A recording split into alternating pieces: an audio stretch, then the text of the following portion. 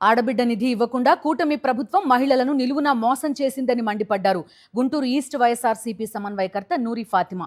కూటమిని నమ్మి రాష్ట్ర ప్రజలు మోసపోయారన్నారు. కూటమి నేతలు ఎన్నికలకు ముందు మాటలు చెప్పి అధికారంలోకి వచ్చాక వెన్నుపోటు పొడిచారన్నారు నూరి ఫాతిమా.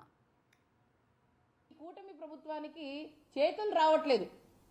ప్రతి ఇంటికి వెళ్ళి చెప్పారు, బాండ్లు ఇచ్చి చెప్పారు.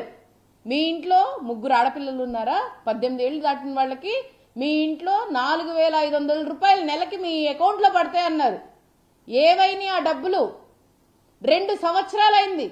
దాదాపుగా 36,000 వాళ్ళకి మీరు అప్పుగా ఉన్నారు. ఎప్పుడు తీరుస్తారు?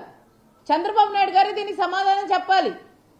మరి మినిస్టర్గా తీసుకున్న రామానాయుడు గారు ఏమయ్యారు? ఆ రోజు మీ డైలాగే కదా రాష్ట్రం మొత్తం కూడా ప్రతి మహిళ కూడా వింటూ వచ్చింది.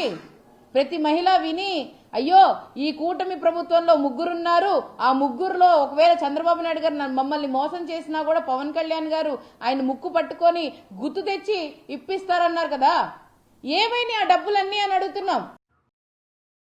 మరిన్ని అప్డేట్స్ కోసం ఛానల్ ను సబ్స్క్రైబ్ చేయండి. నోటిఫికేషన్స్ కోసం బెల్ ఐకాన్ పై క్లిక్ చేయండి.